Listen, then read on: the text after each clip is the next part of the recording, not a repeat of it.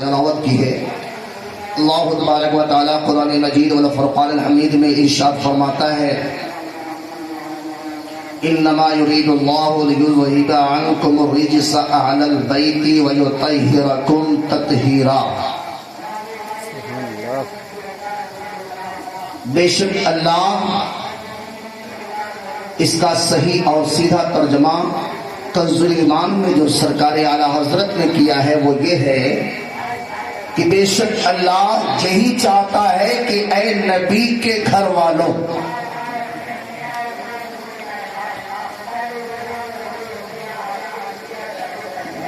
انما یرید اللہ لیذہب عنکم الرجس اہل البیت، بے شک اللہ یہی چاہتا ہے کہ اے نبی کی اہل بیت اللہ تبارک و تعالی تمہاری ہر طریقے کی ناپاکیوں کو دور کر دے۔ اب مطلب کیا ہے؟ جب نبی پاک ہیں، علی پاک ہیں، حسن پاک ہیں، حسین پاک ہیں، تو پھر ناپاکی کہاں سے آ گئی؟ تو قرآن کا مجاز دیکھیے، جو قرآن میں ایک لفظ ہے رجس، کیا رجس کے معنی ہوتے ہیں کہ وہ چاہے سماجی ناپاکی ہو یا خیالی ناپاکی ہو یا جسمانی ناپاکی ہو، ہر طریقے کی آلود ناپاکیوں کو اللہ پاک کر دے۔ کیوں؟ کہ اس لیے کہ اے حسین، اب نبی کے بعد اب تمہیں دنیا کا نظام سنبھالنا ہے، تاکہ جب دنیا تمہیں دیکھے تو یہ کہہ دے کہ جب علی کے لال کا جواب نہیں ہے تو فاطمہ کے لال کا جواب کہاں ہوگا؟ اس لیے اللہ نے اس لفظ رجس سے مطلب یہ ہے کہ وہ چاہے سماجی ناپاکیاں ہوں، برائیاں ہو، جیسے ہمارے اور آپ کے اندر ہوتی ہے۔ ناپاکی صرف کیا پیشاب پاخانہ کر دینے کا نام نہیں ہے، اور بھی طریقے کی ناپاکیاں ہیں۔ وہ یہ ہے کہ ہم آپ ایک دوسرے سے جو بغض اور کینہ رکھتے ہیں، ایک دوسرے سے عداوت رکھتے ہیں، ایک دوسرے سے ناحق دشمنی مول لیتے ہیں، ایک دوسرے کو برا بھلا کہتے ہیں، اس کی زمین تھوڑا سا میرے حصے میں آ جائے تو میرا مال بڑھ جائے گا، میری جائیداد بڑھ جائے گی۔ اگر کسی کا مال کہیں رکھا ہوا ہے تو میں یہ ہے کہ اگر اس میں سے کچھ حصہ ہمیں پھوٹک کا مل جائے تو ہمارا کام بن جائے، یہ بھی ایک طریقے کی ناپاکی ہے۔ اور اگر اللہ نے ہمیں بڑائی دے دی تو ہم اور آپ کا مزاج اور ہمارا خیال یہ ہوتا ہے کہ ہم دوسرے کو نیچا دکھا کر کے بڑے بنتے رہیں، یہ بھی ایک ناپاکی ہے۔ یعنی ہم تو ہم رہے، باقی سب کم رہے، تو یہ بھی ایک ناپاکی ہے۔ لیکن اللہ لفظ رجس سے یہ فیصلہ کر دیا کہ یہ تمام ناپاکیوں سے حسن کو بھی پاک کر دیا، حسین کو بھی پاک کر دیا، فاطمہ کو بھی پاک کیا اور علی کو بھی پاک کیا۔ رسالت مسلک اعلیٰ حضرت خواجہ کا ہندوستان، واری کا سنی مسلمان، جشن شہدائے کرب و بلا، نعرے تکبیر، نعرے رسالت، سبحان اللہ سبحان اللہ۔ اور مولا جب انہیں ہر طریقے کی ناپاکیوں سے پاک کر دیا تو سماج میں جب اترے، توجہ میری طرف، میدان میں جب آئے تو چاند شرما گیا، سورج کی روشنی پھیکی پڑ گئی، زمینیں اپنی آغوش میں لے لے کر رب کی بارگاہ میں دعائیں کرتی رہی، اے مولا ان شہزادوں کو جینے کا حق ہے، ان شہزادوں کو اب بننے کا حق ہے۔ کیوں کہ جب یہ چلتے ہیں تو چاند ان کو دیکھ کے نشر کرتا ہے، جب یہ چلتے ہیں تو سبھی قدموں کو چھوم لیتی ہے، اب جب یہ بولتے ہیں تو جنت کی بہاریں پھول برسایا کرتی ہے۔ کیوں؟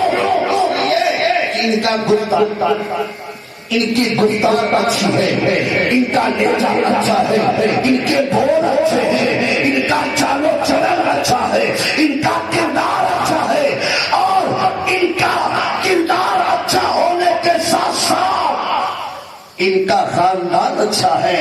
عزیزان ملت اسلامیہ، تو عشق رسول بول پڑے کہ مصطفیٰ آپ کا کردار بڑا اچھا ہے اور ان کا ہر لہجہ گفتار بڑا اچھا ہے۔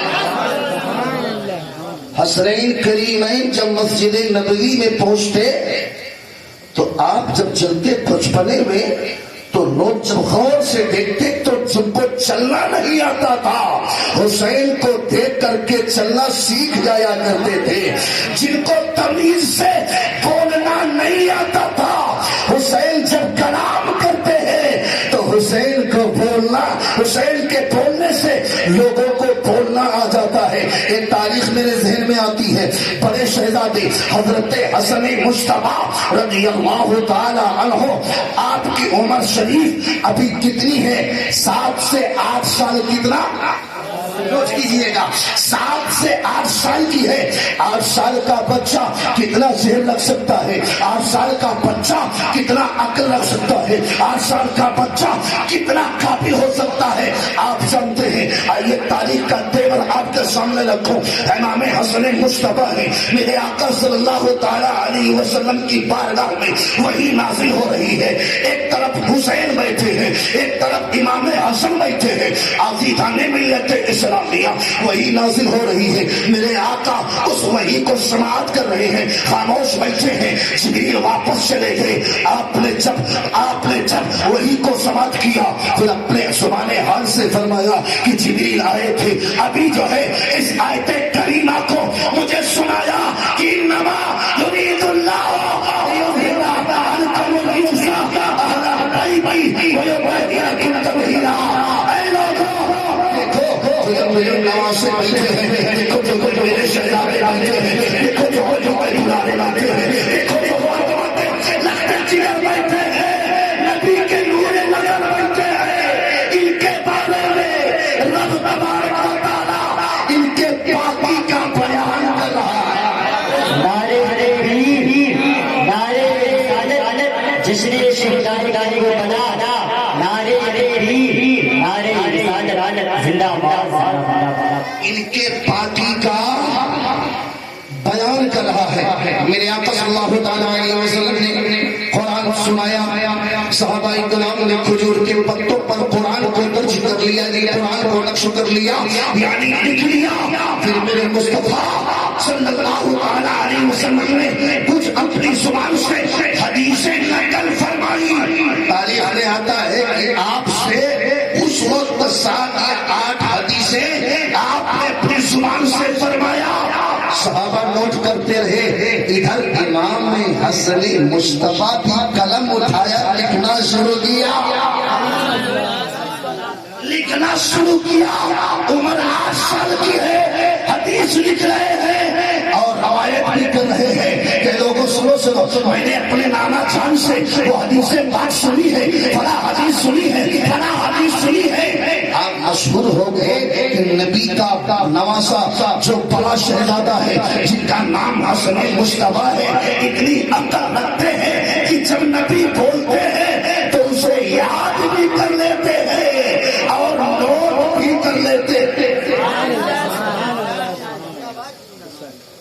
نبی کے گھر والوں کو سیکھنے سکھانے کی ضرورت نہیں ہے۔ علی کے گھر کا ہر بچہ مجاہد ہے، سپاہی ہے۔ بچوں کے ساتھ کہہ نہیں یا رسول اللہ، علی کے گھر کا ہر بچہ مجاہد ہے، سپاہی ہے۔ گلے پر تیر لگنے پر بھی اصغر مسکراتا ہے، گلے پر تیر لگنے سے بھی اصغر مسکراتا ہے، اور مسیحا مسکراتا ہے، مقدر مسکراتا ہے۔ علی سوچائے تو آقا کا بستر مسکراتا ہے، مقدر مسکراتا ہے، نصیبہ مسکراتا ہے۔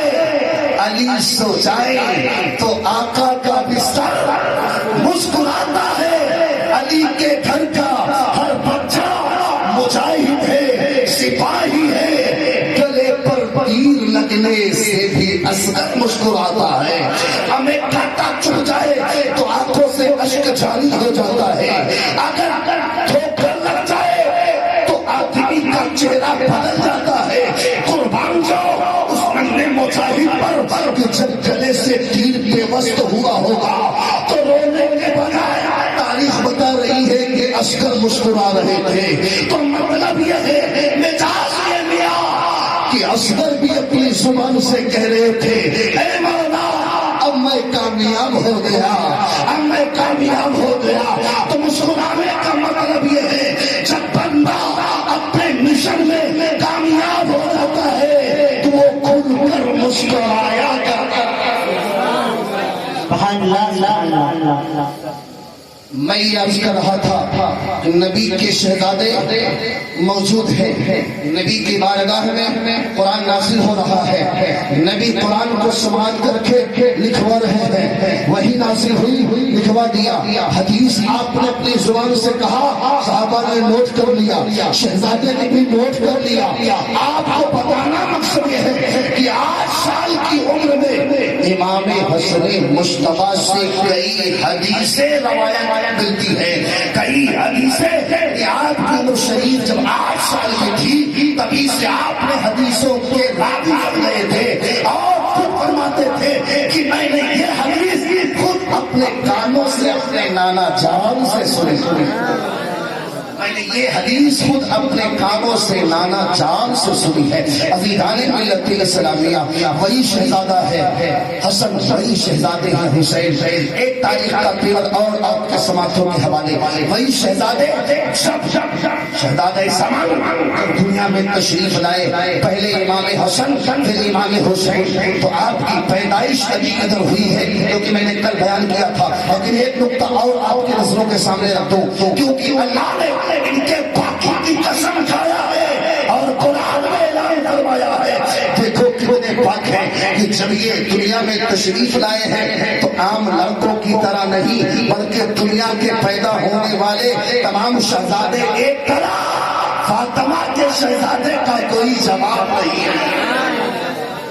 ہمیں تمام ناپاکیوں سے پاک ہو کر کے آ رہے ہیں، یہ بالکل صاف ستھرا بھر کر کے تشریف لا رہے ہیں۔ امام حسن جب دنیا میں آئے تو پاک و صاف ہو کر کے، امام حسین جب دنیا میں آئے تو پاک و صاف ہو کر کے میں نے کہا مولا یہ کیا بات ہے؟ کیا فاطمہ کے بدن میں وہ خون نہیں تھا جو عورتوں کی فطرت کے حساب سے ہوا کرتا ہے؟ آیت تطہیر سے ثابت ہو گیا کہ اللہ نے نبی کو، نبی کے گھر والوں کو اجل سے پاک رکھا ہے، تو ناپاک خون، وہ ناپاک قطرہ حضرت فاطمہ کے بدن میں تھا ہی نہیں۔ تو پھر میں نے کہا یہ کون ہے؟ تو قرآن نے کہا مرج البحرین یلتقیان بینہما برزخ لا یبغیان، یعنی وہ دو چشمے آپس میں جب ملتے ہیں تو اس میں موجیں اٹھتی ہیں، اور جب وہ موجیں آسمان کی طرف اٹھتی ہیں تو اس سے موتی اور مرغا پیدا ہوتا ہے۔ عزیزان ملت اسلامیہ، علامہ نعیم الدین مراد آبادی نے قرآن کی تفسیر میں لکھتے ہیں کہ وہ چشمہ جو آپس میں ملتے ہیں، جو قرآن میں سورہ رحمان میں اللہ نے اعلان کیا ہے، وہ دو چشمہ کوئی اور نہیں، وہ دو چشموں کا نام، ایک نام علی ہے، دوسرا نام فاطمہ ہے۔ ایک چشمے کا نام علی ہے، دوسرے چشمے کا نام فاطمہ ہے۔ وہ دو چشمے آپس میں ملتے ہیں تو اس میں موجیں پیدا ہوتی ہیں، اور ان موجوں میں سے جو نکل کر آیا یعنی جنتی نہر کا نام علی اور فاطمہ، جنتی چشمے کا نام نہر اور علی اور فاطمہ۔ قرآن نے بحرین کا ذکر کیا ہے، مرج البحرین یلتقیان بینہما برزخ لا یبغیان، تو وہ دو چشمے جب آپس میں ملے تو موجیں پیدا ہوئی، اور جب اس میں موجیں اٹھی تو اس میں سے موتی اور مونگا پیدا ہوا۔ اس موتی اور مونگا کا نام حسن اور حسین ہے۔ اس طرح سے پاک کیا کہ پنجت نے پاک کر دیا۔ اعلیٰ حضرت یہی تو کہتے ہیں تیری نسل پاک میں ہے، بچہ بچہ نور کا، تو ہے نور تیرا سب سبحان اللہ سبحان اللہ، تو ہے اہل نور تیرا سب گھرانہ نور کا۔ تو وہ نور ہے، علی نور ہے، فاطمہ نور ہے، حسن نور ہے، حسین نور ہے۔ آئیے عزیزان ملت اسلامیہ، وہی حسن و حسین ہے جس کے بارے میں قرآن کہتا ہے انما یرید اللہ لیذھب عنکم الرجس اہل البیت ویطہرکم تطہیرا۔ آپ کے بچپنے کا زمانہ ہے، حضرت سیدہ فاطمہ خاتون جنت گھر میں ہے، گھر میں آپ اپنے کام و کاج کو کر رہی ہے، ادھر حسن حسین سے کہہ رہے ہیں، حسین حسن سے کہہ رہے ہیں، یعنی امام حسن کہہ رہے ہیں حسین۔ آج چلو نانا جان کی بارگاہ سے کچھ اچھا گفٹ لائے گے۔ حسین کہتے ہیں بھیا چلو آج نانا جان کی بارگاہ سے ایسا گفٹ لائیں گے، ایسا تحفہ لائیں گے کہ دنیا بھی دیکھ کر کے حیرت میں پڑ جائے گی، آخرت میں وہ آسمان والے بھی دیکھ کر کے حیرت میں پڑ جائیں گے۔ امام حسن کہتے ہیں کہ ٹھیک ہے، نبی کو دینے اور دلانے کی دیر نہیں ہوتی ہے، چلو ہم اپنی ماں فاطمہ سے ہی طلب کر لیتے ہیں، کیونکہ وہ نبی کی لاڈلی بیٹی ہے۔ جب یہ سجدہ کرتی ہے تو ان کے سجدوں کی لاد اللہ رکھ دیتا ہے، ان کے سجدوں کا بھرم اللہ رکھ دیتا ہے۔ اے بھیا چلو ٹھیک ہے، اماں جان سے کہتے ہیں، اور وہ تاریخ شعبان المعظم کی آخری تاریخ ہے، چاند دکھنے والا ہے کہ ادھر تمام مدینے کے رئیس گھرانوں میں خوشیاں مچی ہے کہ چاند دکھنے والا ہے، اور اب عید کا دن ہے، نئے نئے کپڑے آ رہے ہیں، نئے نئے جوتے آ رہے ہیں، نئے نئے ساز و سامان آ رہے ہیں، ایک دوسرے کے یہاں خوشیاں منائی جا رہی ہے، حسنین کریمین آپس میں بات کر رہے ہیں، بات کرتے کرتے حضرت سیدہ طیبہ طاہرہ فاطمہ خاتون جنت کی بارگاہ میں پہنچ گئے۔ اما چاند ہونے والا ہے، کل عید کا دن ہوگا، سارے مدینے میں نئے نئے کپڑے آ گئے، سارے نئے کپڑے پہنیں گے، کیا علی کے لاڈلے بیٹے، نبی کے نواسے، فاطمہ کے دلہرے، آپ کے شہزادے نئے کپڑے نہیں پہنیں گے؟ حضرت سیدہ فاطمہ خاتون جنت مخدومہ کائنات فرماتی ہیں بیٹا کل تم بھی نئے کپڑے پہنو گے، تمہارے لیے بھی انتظام ہو جائے گا۔ بارہا تاریخ سنتے ہیں، لیکن دیکھیے اللہ نے ان شہزادوں کی کس طرح سے ناز اٹھائی ہے، ان شہزادوں کی کس طرح سے اللہ نے بھرم رکھی ہے۔ ادھر فاطمہ کہہ رہی ہے تمہارے لیے بھی کپڑے آ جائیں گے، لیکن آپ نے یوں ہی کہہ دیا تھا، کوئی انتظام نہیں تھا، گھر میں کوئی ساز و سامان نہیں ہے۔ ادھر فاتح اور فاتح چل رہا ہے، فاطمہ کہہ دیا ہے تو نئے کپڑے آئیں گے، مخدومہ کائنات نے کہہ دیا ہے تو کل کپڑے آئیں گے، لیکن مدینے کے بازار سے نہیں،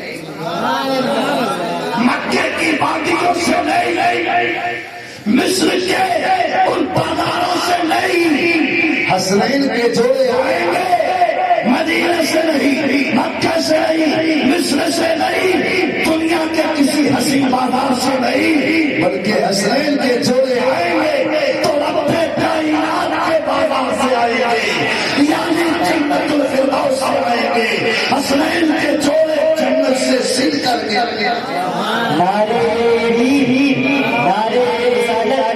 جشن شہداء کو بنا خواجہ کا گلستان۔ بولے بیٹا صبح تو ہونے دو، صبح ہوتے ہوتے تمہیں نئے کپڑے مل جائیں گے۔ اب بھائی کام کو کرتی ہیں سارے جو ہے اپنی ضرورتوں سے فارغ ہو کر کے سب کو کھلا پلا دیا، سلا دیا۔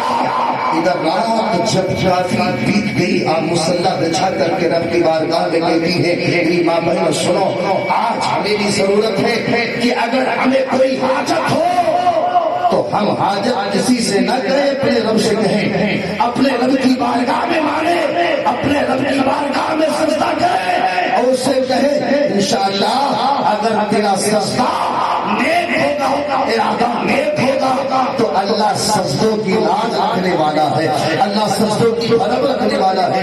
حضرت مخدوم کائنات نے مسلح بچھایا، مسلح بچھانے کے بعد میں سجدہ کیا، سجدے میں سر رکھ کر کے رب کائنات کی بارگاہ میں دعا کی، اے اللہ تیرے نبی کے نواسے علی کے لاڈلے بیٹے فاطمہ کے لگتے جگر نے اے مولا میرے نبی کی لاڈلی بیٹی سے سوال کر دیا ہے، اے مولا میرے زبان کی لاج رکھ لے، اے اللہ اب میرے سجدوں کا بھرم رکھ لے۔ انہوں نے سوال مجھ سے کیا ہے لیکن بھرم رکھنے والا تو ہے، وعدہ میں نے کیا ہے وعدہ پورا کرنے والا تو ہے، تسلی میں نے دی ہے، تسلی کو بخش دینا یہ تیرا نام ہے، وعدہ کر لینا میرا کام، وعدے کو پورا کرنا یہ تیرا نام۔ بس آپ کی دعائیں ابھی ختم نہ ہوئی تھی، ادھر دعا قبول ہوتی ہے۔ اعلیٰ حضرت فرماتے ہیں اجابت نے جھکے کرے، ارے گلے سے گایا، اجابت نے جھکے کرے، اجابت نے جھکے کرے گلے سے گایا، ارے بڑی نات سے جب دعائے محمد، ادھر محمد رسول اللہ کی لاڈلی بیٹی نے دعا کی، ادھر قبول ہو گئی۔ اللہ نے حکم فرمایا ہے فرشتوں جاؤ جنت میں چلے جاؤ، حسنین کریمین کے لیے تو جنت میں سب سے عمدہ کوالٹی لباس ہے، سب سے عمدہ کوالٹی کا لے کر کے جاؤ، اور فاطمہ کے جھولی میں زبان نہیں ہو پائی ہے، دستک دینے والا دستک دے رہا ہے، میں حسنین کے لیے کپڑے لا کر کے لے کر کے آیا ہوں۔ فاطمہ نے دروازہ کھولا، آنے والے نے کپڑے دیا، فاطمہ نے رب کا شکر ادا کیا، کپڑے رکھا، رکھنے کے بعد سائل آنے والا چلا گیا، اس نے گزرتی ہے مصطفیٰ جانے رحمت تشریف لاتے ہیں، اور لانے کے بعد میں فرماتے ہیں اے فاطمہ آنے والا کون تھا؟ فاطمہ عرض کرتی ہے یا رسول اللہ آپ ہی بتا دیجیے کہ آنے والا کون تھا؟ مصطفیٰ جانے رحمت فرماتے ہیں، آقا انعامدار فرماتے ہیں، مدینے کے تاجدار فرماتے ہیں، اصل و حسین کے نانا جان فرماتے ہیں، فاطمہ کے ابا جان فرماتے ہیں، آقا فرماتے ہیں اے میری بیٹی فاطمہ آنے والا کون تھا اور کیا لایا ہے؟ فاطمہ فرماتی ہے کہ ابا جان وہ تو قیمتی کپڑے لائے ہیں، ایسا کپڑا میں نے کبھی دیکھا نہیں، ایسا چھوڑا میں نے مدینے کے گلیوں میں کبھی پھرتے نہیں دیکھا، کبھی رئیس سادوں کو پہنتے نہیں دیکھا۔ آقا فرماتے کہ فاطمہ یہ تو بتاؤ آنے والا کون تھا؟ فاطمہ فرماتی ہے یا رسول اللہ آپ ہی بتا دیجیے آنے والا کون تھا؟ میرے آقا فرماتے ہیں دل کو توجہ فرمائیے میری طرف لگائیے، آقا فرماتے ہیں فاطمہ آنے والا کوئی اور نہیں، لانے والا جبریل امین تھا، فرشتوں کا سردار، جو لایا ہے وہ فرشتوں کا سردار ہے، اب وہ جو پہنے گا شہیدوں کا سردار ہے۔ فاطمہ یہ جنتی لباس ہے، یہ جنت سے جوڑے میرے حسین کے لیے آئے ہیں، تو عزیزان ملت اسلامیہ جن کے جھولوں کو فرشتے جھلانے کے لیے آئے، جن کے کھانے کے لیے انتظام خود رب کرے، جن کے کپڑوں کا انتظام خود رب کرے، اور جب حضرت فاطمہ زہرا خاتون جنت اپنی دعا کے لیے چادر پھیلا دیتی، سر کو سجدے میں رکھ لیتی، تو آپ کی دعاؤں کا بھرم خود خدا رکھے۔ تو میرے دوستوں جب آپ کے دلہے کربلا میں بھوکے پیاسے رہے ہوں گے تو بتائیے کیا رب کی غیرت کو گوانا ہوا ہوگا؟ نہیں، بلکہ مشیت یہ تھی کہ حسین تم بھوکے ہو بھوک سہ لو، پیاسے ہو پیاس سہ لو، ایسے جگہ سہنا بھوک اور پیاس کی شدت کو برداشت کر لو، ادھر برداشت کرو گی، قیامت تک کے لیے نانا جان کی امت کے لیے میں کے دروازے کو کھول دوں گا، پانی کو بوتا کر دوں گا، رزق کے دروازے کو کشادہ کر دوں گا، اور امت تھی جو کھانے کے لیے توبہ کرتی تھی یہ حسین کا صدقہ ہے جو ہمیں کھانے کو مل رہا ہے، پینے کو مل رہا ہے، پہننے کو مل رہا ہے۔ نعرے تکبیر، نعرے رسالت، جشن شہدائے کو بنا خواجہ کا ہندوستان